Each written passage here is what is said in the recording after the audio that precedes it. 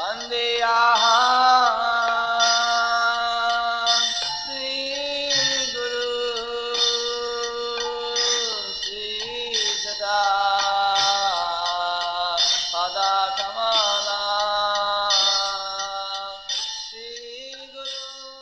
following is a class given by His Holiness Jayapataka Swami Maharaj on May 2nd, 1985 at New Taliban in Carriere, Mississippi, USA. The class begins with a reading from the Srimad Bhagavatam, 6th Canto, Chapter 12, Verse 20.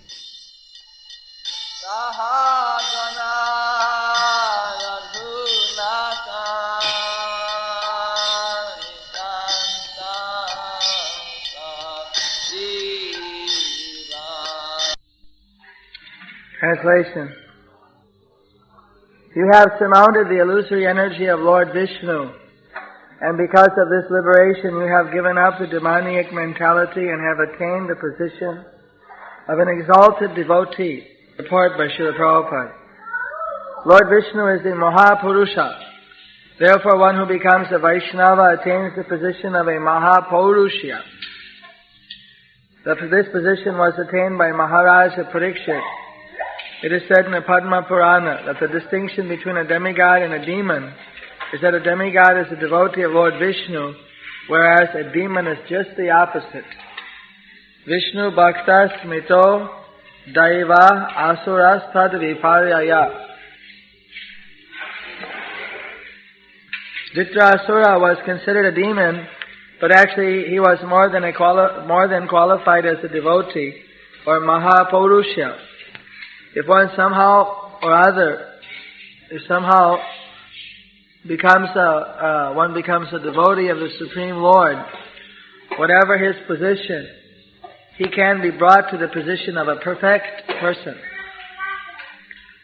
This is possible if an unalloyed devotee tries to serve the Lord by delivering him in this way.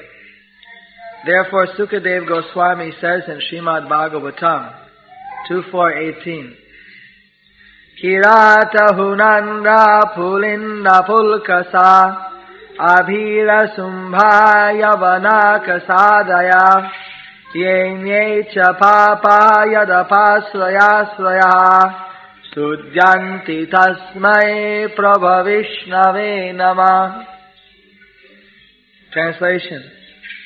Kiratas, Hunas, Andhras, Pulindas, Pulkasas, Abhiras, Sumbas, Yavanas, and members of the Kasa races, and even others addicted to sinful acts, can be purified by taking shelter of the devotees of the Lord, for He is the supreme power.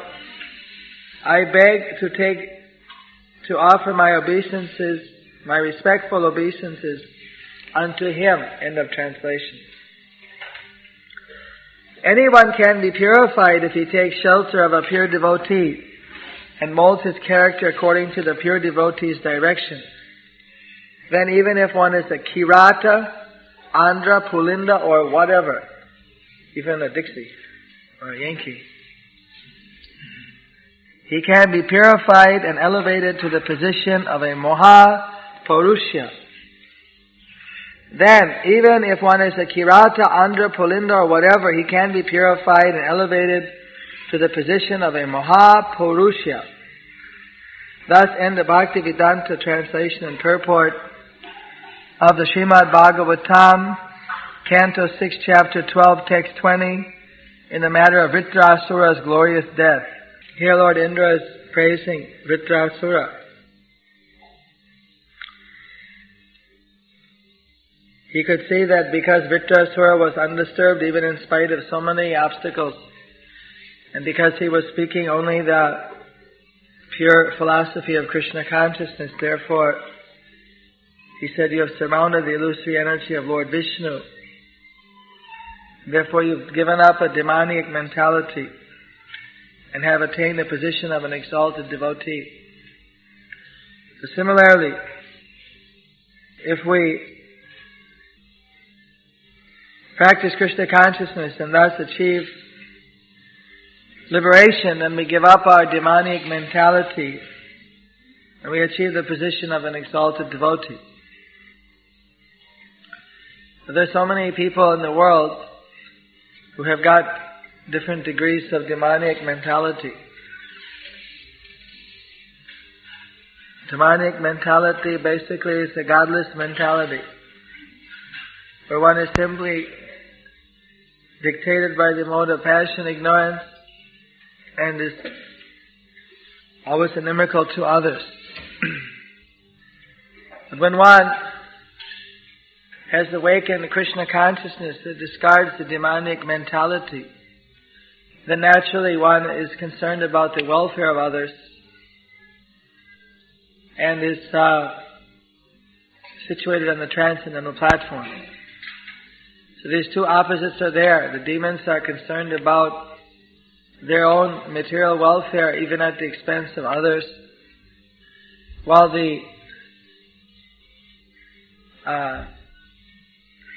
or in any case, even sometimes if they're altruistic, but if they don't believe in Krishna, they don't believe in the personality of Godhead or any absolute truth, then even what their so-called good intention, the work they're doing out of good intention, that also creates a disturbance in society.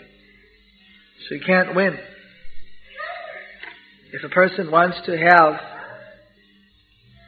any peace in this world,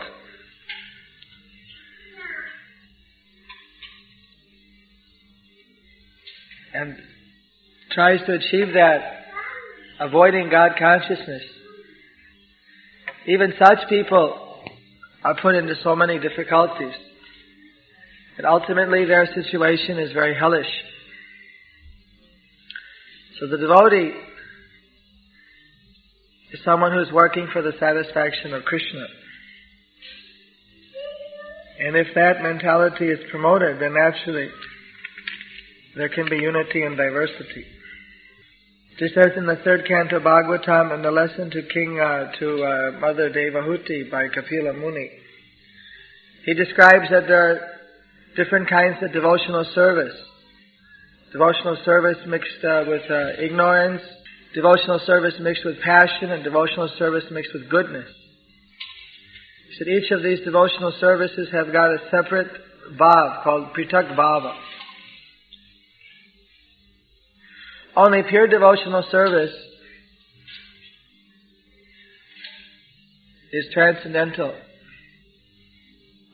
from the three modes.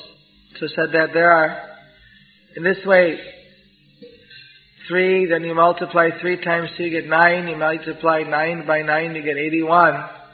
There are 81 different major combinations of the 3 modes giving different forms of devotion. Ultimately, Kapila Muni said then there's unalloyed devotional service, that devotional service which has got no cause, material cause. So that, how many kinds of such devotional service are there? Can anyone say? There's 81 different kinds of major categories of conditional service. How many kinds of unconditional service are there? 1. Yes. There's only one kind of unconditional service. So therefore, anyone and everyone, if they're elevated up to the unconditional state of devotional service, then they're all one in the same platform. Then they have a harmony. So this is a real way of creating a harmony in the world that's absolute. That's bringing everyone up to that absolute platform of pure devotional service. So, our tendency is that we'll always pollute ourselves, or we'll get polluted by the material world. Therefore, it describes here that one needs to take shelter of the devotees of the Lord.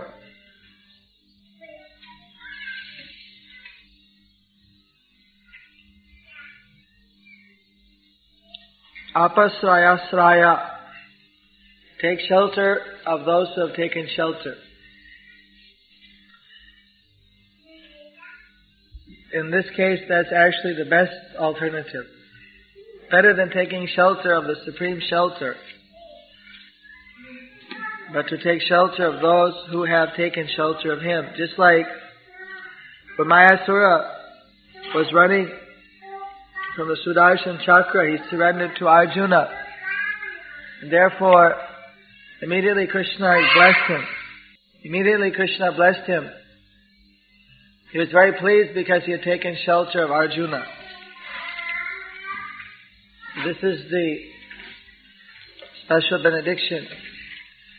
It may take a long time to get purified by bathing in the Ganges. It may be very difficult to surrender to Krishna.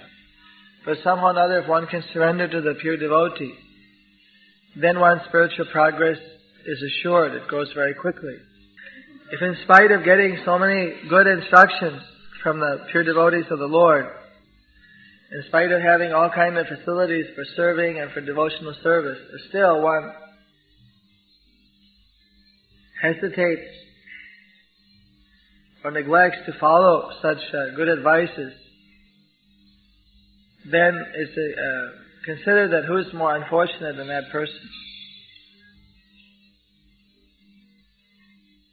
That person is most unfortunate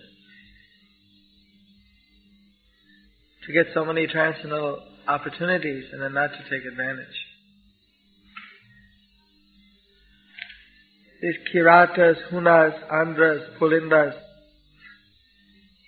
these are different races. All of these races at one point were known to the Indians, to the Aryan culture. These were all some of the less civilized tribes who were also under the dominion of Aryan culture. I think in the Western country of all this list we've only heard of Huns. Kirata, Hunas. Hunas mean Huns. I don't know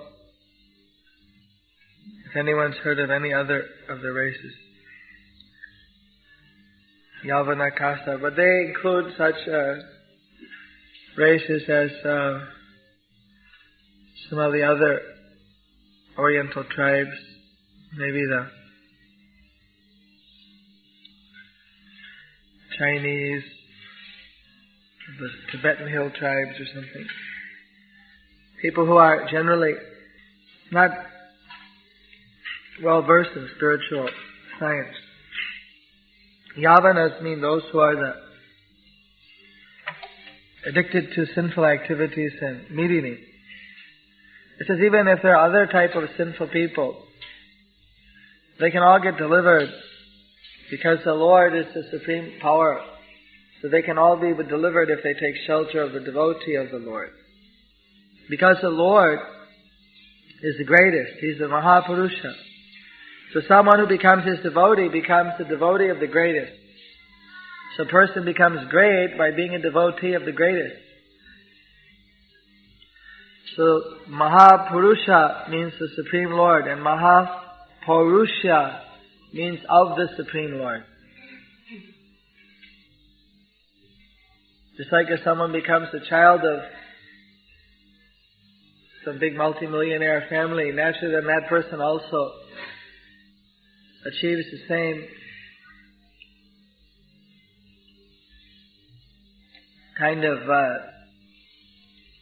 charisma or the same kind of material facility. So spiritually, if a person becomes a pure devotee of the Lord, then whatever glory the Lord has, a good portion of that Krishna gives to his pure devotees. So, even though there may be different percentages of contamination holding a person down, but once they fully surrender to Krishna, then there's just a one kind, is pure devotion, and then at that point one is on the transcendental platform. So we should not stop endeavoring until we reach the perfectional stage. We should be determined and enthusiastic. There were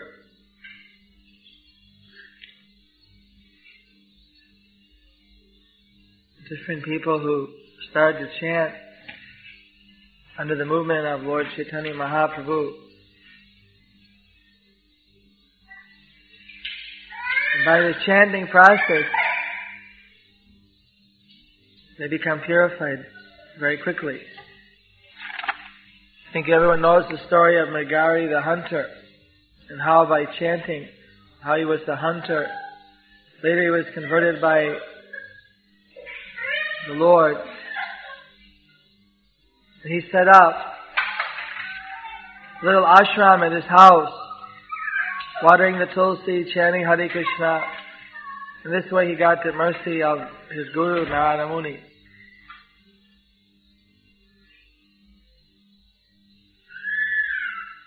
So, if a hunter can achieve the mercy, similarly, why not anyone? Tapi tapi jato chilo harinamu darilo tarsaki jagai madhai. Everyone can take advantage of the mercy given by the Lord. We should be realistic about whatever offenses we are committing or inclined to commit.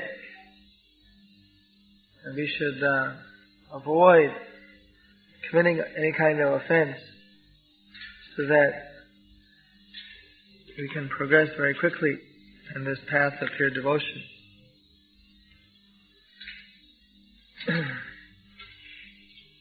Gandhi in India, he called the sweepers as Harijans. He tried to force them into the Jagannath Puri temple. Of course, the priests were very powerful and they would not allow these so-called sweepers to enter into the temple. The thing is that in Krishna consciousness, there's a slightly different point of view. Saying that just some very undercultured people are Hari Janas or people of Hari, and then trying to finance their fooding and everything. That doesn't really have much positive effect.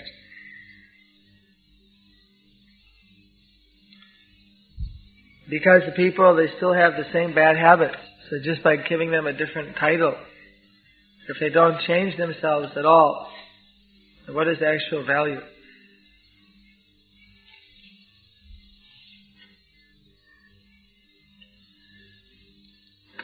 In South India, there's a lot of struggles between the Brahmanas and the non-Brahmanas. There's a party called the DMK, and they're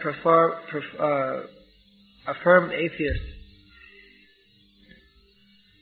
So, in spite of that, they did a movement one time that why should the Brahmanas or the priestly families have the monopoly on doing deity worship?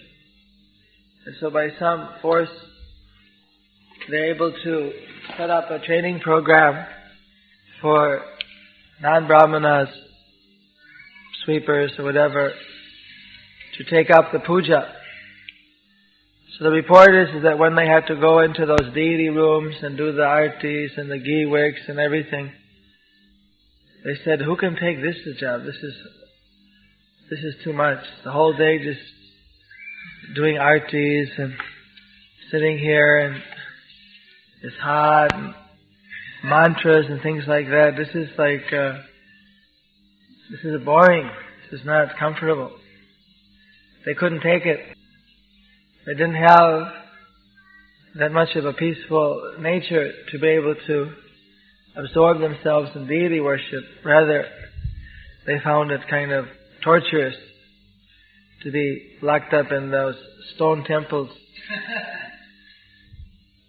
during the deity worship. So, because just by changing someone's name, if you don't actually purify the consciousness, then what's the use? The whole point is that the consciousness has to be purified. What's discussed in this sloka is not just changing some superficial name, but it's actually talking about changing the consciousness. Just as in the first canto Bhagavatam, it describes an Aga Viplava. That in every sloka and every verse of the Srimad Bhagavatam, it has the potency to create a revolution in our sinful consciousness. So similarly, we should be detached from our materialistic point of view and become attached to cultivating and developing this type of spiritual knowledge so that we can actually very systematically purify the consciousness. If we don't purify the consciousness, what is the benefit of practicing? The real benefit comes from purifying the consciousness and then engaging that purified consciousness in devotional service. Although Vritrasura, he was a demon outside, but inside he was pure because his consciousness was pure. Doesn't matter what externally one's birth might have been, but the consciousness becomes purified, then they're elevated, and they become the eternal consort or associate of the Lord. They become connected with the Lord eternally. Srila Prabhupada actually said that the East really begins from Bengal, and then from there you go west. The further west you get, the more materialistic. So we're halfway. Just like 99% of the people in America, even though here materialism is very rampant, but still people profess a belief in God. But in for instance, in the Chinese language, there's no word for God. There's no word in the language. The idea, people have never heard of it. There's no concept. You have to explain. You have a paragraph. There's no preconceived concept. It doesn't even exist in their vocabulary. And in the Bhagavatam, there's a prediction that as Kali Yuga progresses, there's going to be a time where people will just be worshipping bones. Just be worshipping bones kept in some temples of bones. Seems like it's a long way off, doesn't it? People worshipping bones. Huh? Just other people's bones. But there are huge temples to bones in Japan. Every time a great man dies, they take his body and they put it in a little, put his body in a little shrine, and they make it a Shinto temple. And there's no deities, there's no God. They think that, since he was a big guy, so he must have something, and so they worship his bones to get whatever he had, so they can become big too. And they have hundreds and hundreds of these temples, and anytime another big guy dies, they put his bones in one of these places, and it's filling up with bones, and they're doing their worship to those bones. This is what they're also doing in Russia. They've got the tomb of Lenin. They go there and put the garland. They're basically worshipping bones. We have in America our memorials worshipping bones. Worship means talk about someone, praising him, to hear about someone, to render some service, and to remember. That's worship. So, this type of worship is going on for movie stars, for political heroes, for athletes, and so on. Actually, the newspapers media, they're very expert in creating a whole mood of excitement over some big sporting event, some world championship. And the people, they get all keyed up. Who's going to win the World Series? Who's going to win the middleweight championship? Who's going to win this thing? And then they have their championship and somebody wins. Somebody, just like recently, I think the middleweight championship in Las Vegas, the winner got $5.7 million and the loser got $5.3 million.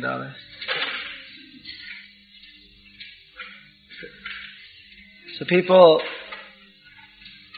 it's like one time we were taking Prabhupada on a morning walk and he saw them playing golf. He said, "What is that? What are they doing?" He said, "They are playing golf." He said, "What is golf?" He says, "No, never seen golf in India." He says, "Well, they take this white ball and they hit it with a stick and to hit it the fewest number of times to get it into a hole a few hundred yards down the way." Prabhupada says, anything to waste time. They'll do anything to waste time from the real activity of self-realization. So people, they're always thinking, looking forward to so many distractions. What they think are the distractions from the problems of life are actually distractions from solving their problems also.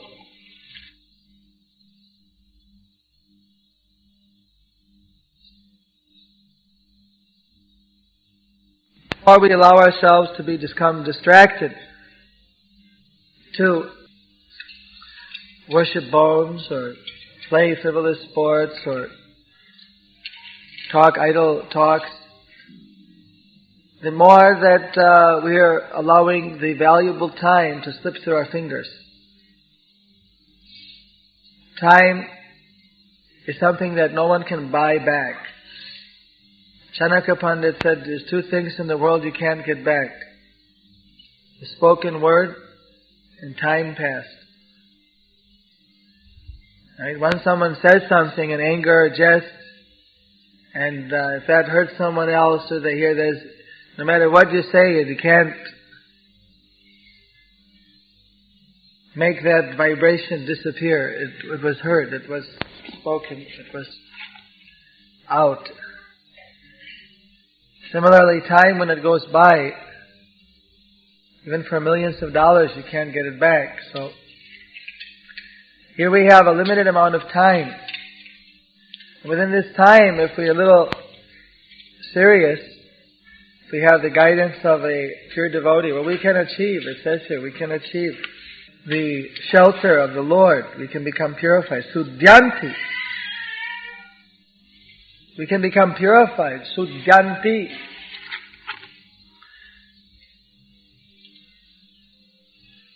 And if we are careless, allow this valuable time to slip through our fingers, we won't get it back. So, Hare Krishna, Krishna Krishna, Hare Hare, Hare Ram, Ram Ram, Hare Hare. Any questions? Yes?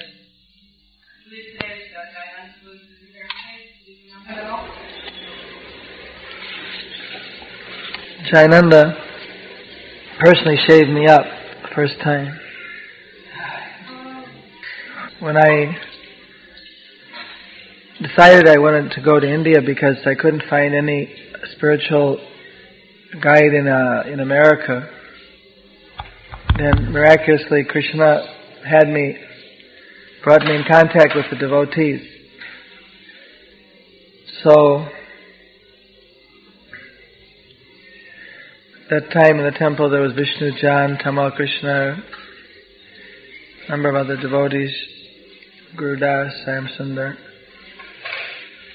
And there also Jayananda was there. So he was constructing the Rath Yatra cart, and he asked me to come. I went in the back, saw what they were doing, and then in San Francisco, and he just handed me a hammer or a saw or something and said, "Hey, got a second? Here, can you help out?" His was not the intellectual approach, it was just very enthusiastic, do some service. So before I knew it, I was hammering nails in the Rath Yatra car for several hours every day, or for quite a few number of hours. And they told me I could stay there so I could work in the cart. And Jayananda, he was so enthusiastic, very simple kind of devotee, jolly, very enthusiastic, very serious about his service with building the Rath Yatra cart. I wasn't that serious with the Rath Yatra cart. I somehow slipped off in Golden Gate Park. I was given a pair of beads by another devotee. Turned out to be his. They weren't so strict in those days. There was Prabhupada's chanting beads, the beads that Prabhupada chanted on. He gave me his own beads to chant on. I went in the park, and the first day he chanted 32 rounds, 6 hours. It was very enlivened to chant. Then I came back, and there was Jayananda waiting, and he kept finding service for me to do. So practically for the entire week, there was so much to do that I didn't get a chance to go anywhere else. So in that week of chanting and serving with Jayananda and other devotees, then I felt that this was basically what I was looking for. Some practical spiritual activities, sublime philosophy. The only thing left was to meet the spiritual master. But that they convinced me that unless I would fully try it out, I wouldn't be able to understand really what was it all about. And I agreed with that certainly I should try it out fully. Then only would I know what was it all about. So on the day of the Rath Yatra day, then Jayananda, then I said I wanted to be shaved up. They couldn't believe it. Made a quick decision. But it didn't take too much to convince Jayananda to shave off the hair. And then, I don't know, they say that there's some pictures. I don't remember. Maybe I saw a long time ago. I haven't seen anywhere in any of the Vyas Puja books or anything. But that day, the Rath Yatra day, I was right there in the front pulling on the steering mechanism. One devotee, Madhvisa, said he saw me that time. He was a bhakta coming by the temple. When he was so surprised to see me shaved up and pulling the car, he said, convinced him to become a devotee. But definitely Jayananda's very just expert just giving some service. If we can just invite people to come out and do some service here in New Talabon as Jayananda engaged, have a little halfway guest room, where people can just come out and serve. I think we've done that in the past. People will become purified. Apart from that, I saw Jayananda when I went to Los Angeles on my way to India. Prabhupada called me there to kind of brief me what I should know to go to India. That time, I think Jayananda was cooking or something. I remember I saw him in the kitchen in the temple there in Los Angeles. I've heard more about him from Mukunda Maharaj, who was quite close with Jayananda. Basic point that Jayananda dedicated himself for the Rath Yatra service. And he always avoided committing any kind of offenses to devotees. Or even if someone was discussing some kind of gossip or something, he would just walk away. He wouldn't get involved. just kind of, as you say in the West, I think, kept his nose clean. And he was always absorbed in his devotional service. So he was like very well loved by all of the devotees. And especially the whole time he was always thinking of ways in which Rath Yatra could be improved. Because he designed that telescopic Rath Yatra cars, and the first one to come up with that concept, which was essential to have a big Rath Yatra car in America, in the West. Of course, unfortunately, he was taken away from us early. He got some kind of illness, I don't know what, leukemia or something like that. And even though he was so deathly sick, he only had a short time in his body, but he never became hopeless or distraught about it. Rather, he'd always just keep on right to the very end talking about and planning and organizing Rath Yatra. In fact, I think one of the last things that happened was they carried him in a wheelchair or something to the Rath Yatra, and he was able to attend the Rath Yatra, help in organizing. And then soon after that, after the Rath Yatra, then he left his body. Basically, he was chanting Hare Krishna right to the end. So it showed that because of his constant engagement in devotional service, he was never bewildered. He was a very simple kind of a person. He wasn't like a very intellectual person or something like that, but he was very profound in his commitment towards Krishna consciousness. And in a kind of more of a common sense type of intelligence, he would always have a very positive understanding of what should be done for practicing Krishna consciousness. So Prabhupada, of course, said that because of his very dedicated service and his complete commitment to Krishna consciousness and his sublime passing away, that actually he went back to Godhead. So we remember him on this day. It's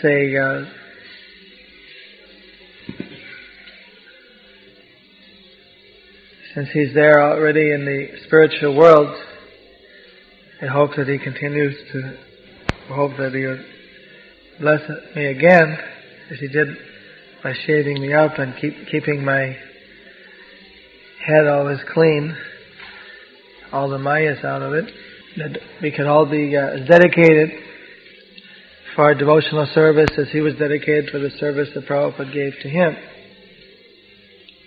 and remain fixed in Krishna consciousness right up to the last breath. Because I spent the last so many years in India, didn't have any personal association later. I just heard that how he was very sincere, always fixed up in his service. In one sense, sometimes people think unless they have some big position, unless they're a president or some GBC or something like that, they can't go back to Godhead. And maybe some people with positions will have a hard time going back. We've seen even some with positions, they've left the movement, putting themselves in great jeopardy. So it's a service that we need. An administrative service is just another type of service. It's a very good opportunity for being absorbed. But the whole point is to be absorbed. So just like Jayananda became absorbed in Rath Yatra festival, somebody becomes absorbed in taking care of the cows, or doing deity worship, or cooking nicely for Krishna, or sewing nicely for Krishna, or doing Sankirtan, distributing Prabhupada's books. You see, because Rath Yatra is such a benediction, giving Krishna to so many thousands and hundreds of thousands of people. Those type of services which are giving Krishna to others, those are especially purifying. So if we can be absorbed in devotional service, that's actually the success. That's what will bring someone to go back to home, back to Godhead. And if someone's not absorbed, then there's no use in having some position. It'll just become a headache. But if someone's absorbed, and no matter what their service is, then they're glorified. Well, different types of people, but in particular, like impersonalists, they don't people that don't consider that we are the bona fide approach to God, and then we tell them. I've heard some people say that as long as you practice your religions and base it on the principles of religion, then you'll be all right too. But to me, that seems like a deceptive kind of a compromise when we know that they're, technically they're not right on target. I just kind of thought that was a little bit deceptive to tell them, well, you can worship Christ, or whoever, as long as you follow your principles, then that's okay. But well, the point is that according to the Vedas, you're not supposed to disturb someone's faith. Persons very firmly fixed in a particular faith, and if you have to destroy the faith that they have to make them receptive to then hearing what you're about to say, it's a very dangerous methodology, because if you're not able to, if you destroy their faith, there's no guarantee that you'll be able to rebuild it in the philosophy that you're going to present. And so then they may be in a worse off position. And if you fail to destroy their faith, then you get in hot water too. Just from kind of an observation to some of the things that could happen. But the scriptures say we shouldn't destroy someone's faith. If you can preach to them and show them there's something higher, that's like there's a positive alternative. That's basically the methodology we're supposed to take. I don't know who says that they just can't go around and tell everybody that whatever they believe in, it's all wrong. There is some righteousness in what all of the different scriptures say. Like Prabhupada said, whatever's good, we'll admit it's good. If they even practiced everything that was in the Bible, if they didn't kill, if they were vegetarian, if they loved the Lord their God with all their heart, all their soul, all their mind, if they did all those things, it wouldn't be so bad. But the practice that they don't know how to do those things in this present time, somehow their information source, their disciplic succession seems to be but weak or broken or something, because they don't have a real clear methodology exactly how to do it, how to do what the priorities are. The apostolic system was originally set up. Jesus had disciples, he had apostles, they had disciples. In fact, the Roman pontiff is supposed to be a disciplic line coming from, I think it was St. Peter. But I don't know exactly, I think they started about 400 years after St. Peter left the planet. I don't know exactly the history, I'm not qualified to comment. But something somewhere along the line seems to have gone underground. So they don't have a lot of source material on exactly how God is great or how to develop love for Him. Apart from that, there's nothing And there's good things that are said there, things that we say also, things that if two people say the same thing, why do you have to, just because they're saying it in a different book, why do we have to say that it's wrong? Ultimately, it's all coming from Krishna, just that some things have come through different avenues. But if somebody is receptive, if they're willing to hear, of course you want to tell them. If they're not willing to hear, then isn't it foolish on our part if we just go and try to attack them when they're not really receptive? Won't we just be making more enemies?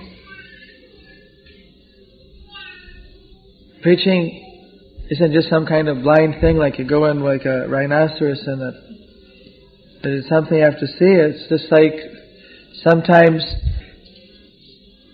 I read somewhere that there was a patient who was operated on, and according to the medical science, this Western medicine, if you want to operate on someone, you have to wait 6 hours from their last meal, because if they have any food in their stomach, they can vomit it out while you're operating, and if they do that, they can choke on the vomit and they can die, suffocate. So somehow the doctor in this hospital didn't check it properly, and the patient during the operating table vomited and I think either died or suffered some kind of brain damage or something like that. So there was a big legal suit. Who was responsible? And so like this doctor, even though the person needed an operation, but he has to see the situation.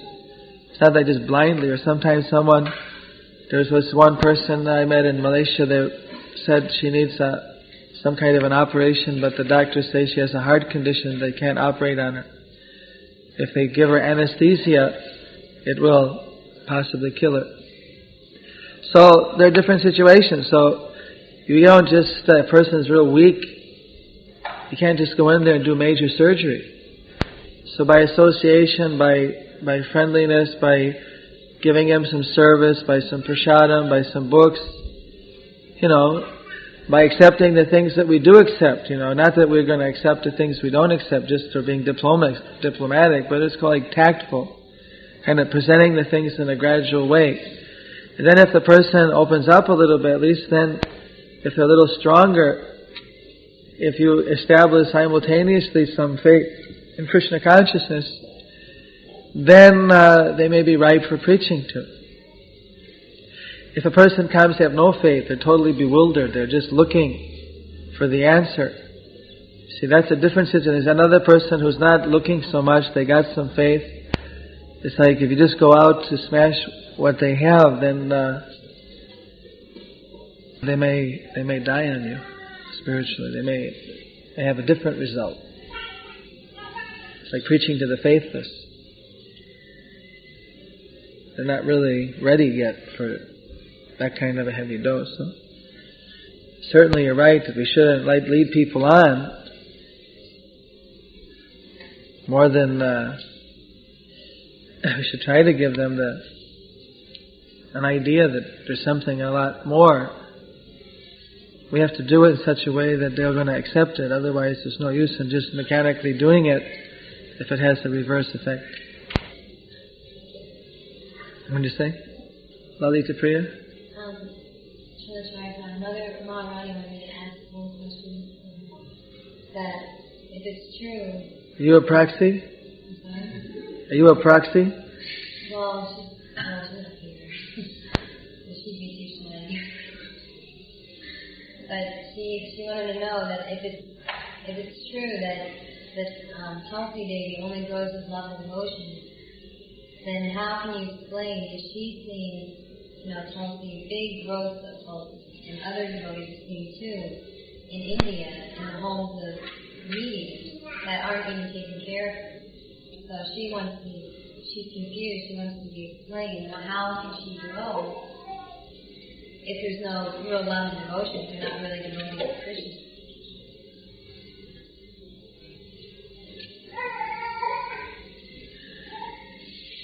costless mercy.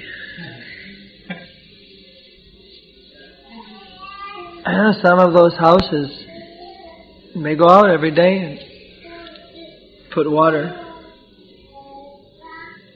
I don't know, I've seen houses of... Every Hindu has the tulsi, practically speaking. And I've seen tulsis in the house of people that weren't very strict. And they didn't look very good. I've seen tulsis that looked pretty good. Here the ones I saw looked good. People were putting incense. They were offering some water. They're giving some attention.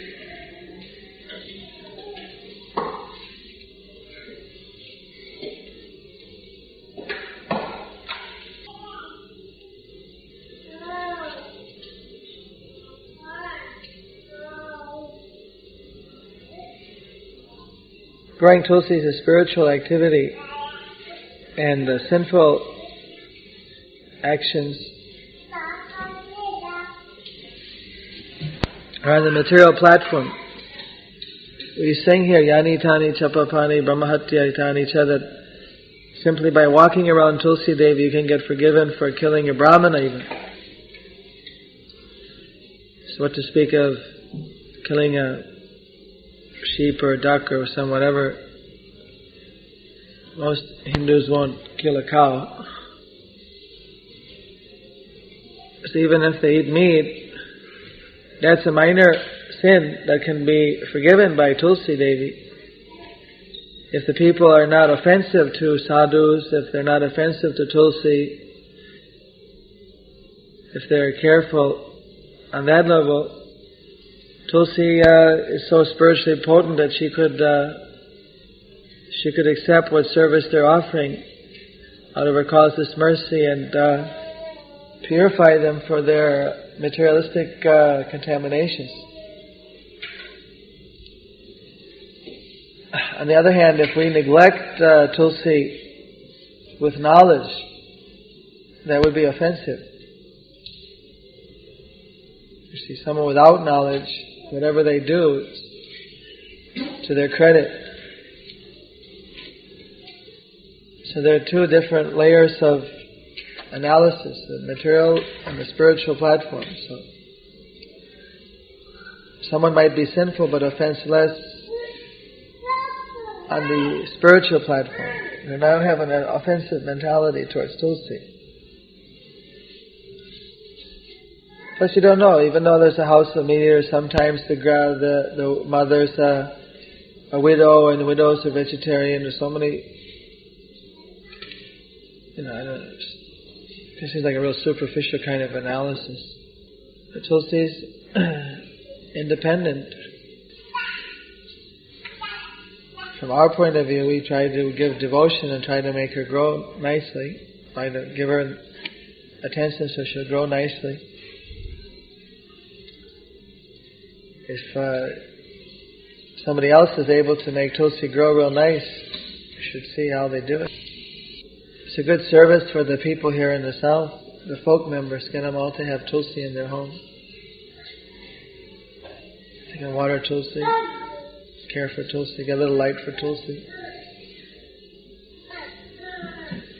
It's a good project for folk members, unless they've got some real hateful person in the family.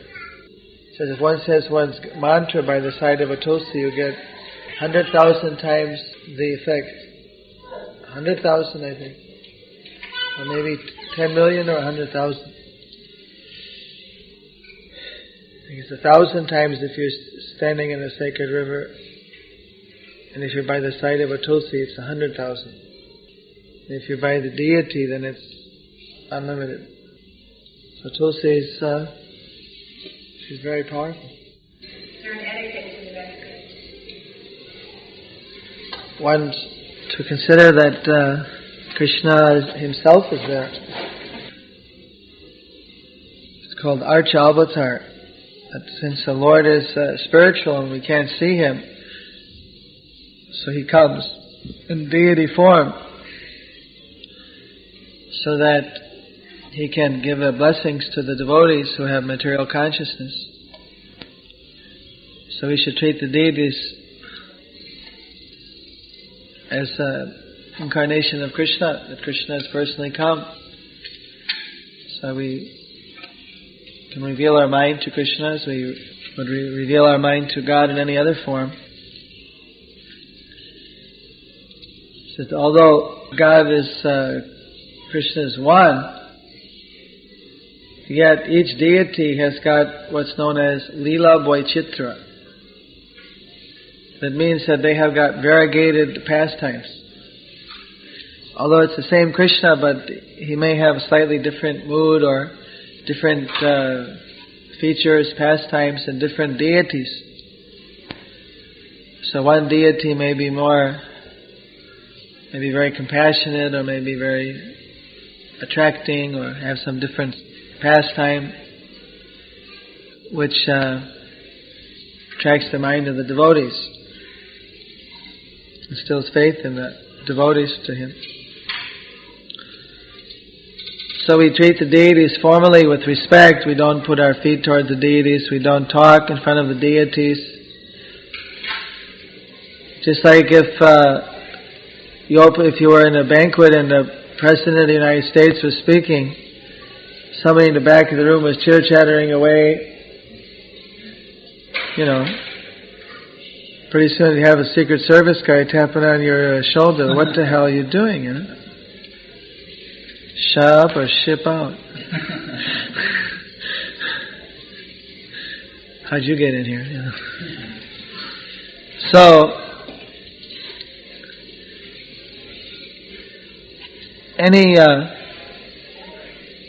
with deity worship, normally we worship the deities in a formal mood, even though the deities sometimes might be informal in their outlook, but because we want to be careful not to commit any offenses, we approach the Lord in a formal way. The system for offering prayers to the Lord is first to offer praise to the Lord, glorifying Him for His spiritual glories, qualities. Then the next stage is to give some kind of a humble presentation of the devotee, where the devotee expresses his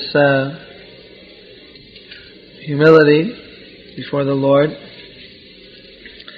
And then if there's any specific prayers, and you make the prayer to the Lord, one should study the prayers of great devotees in the Srimad Bhagavatam and other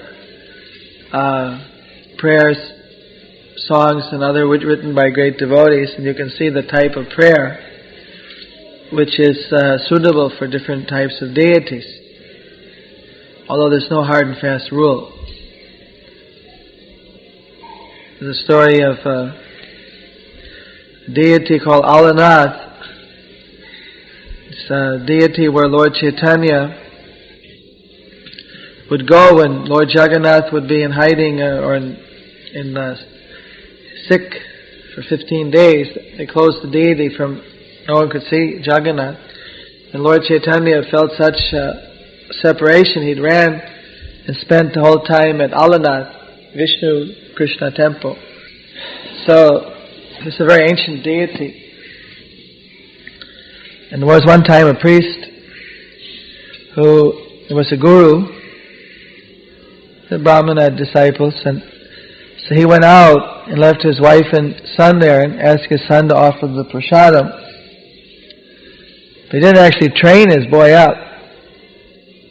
The mother gave him the plate of bhoga and said, "You have to give this to the deity." So the little boy, son of a Brahmin, 5-6 years old or something, don't know exactly, he was a young boy, he took the plate and put it in front of the deity and just stood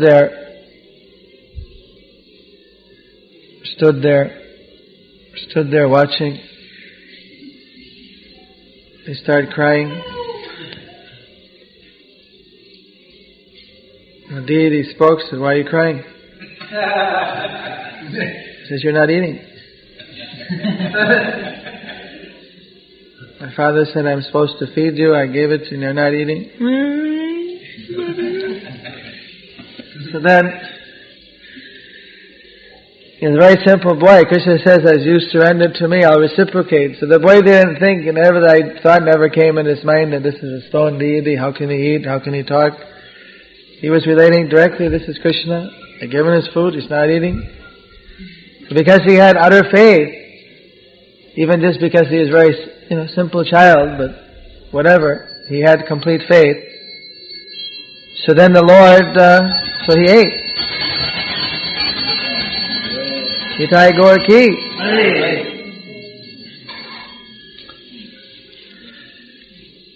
And the boy bring back a half-eaten plate to his mother. She said, "What happened to the prasadam?" She said, "The Lord ate it. So what's left?"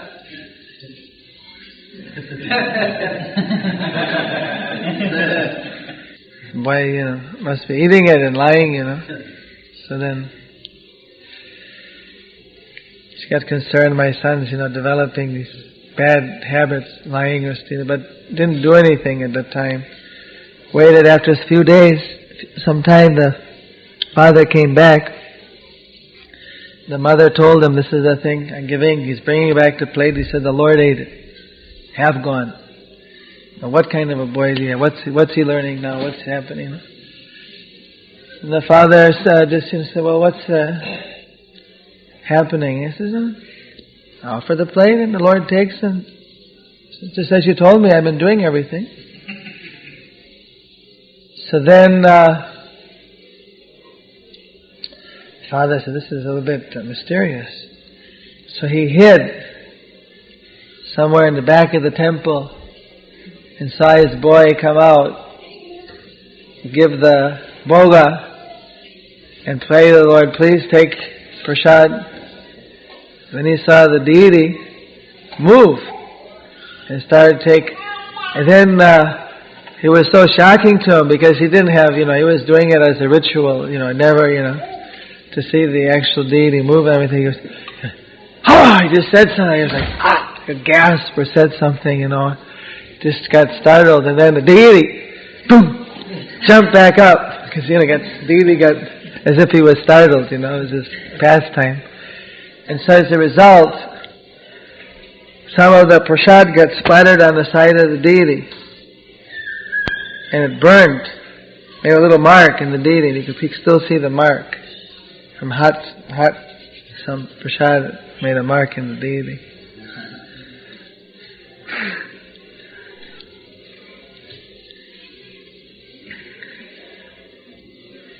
Like that, there's so many pastimes different deities have. If somebody approaches a deity as Krishna, he reciprocates. We're not just symbol or something. It's the Lord Himself, but we're not pure enough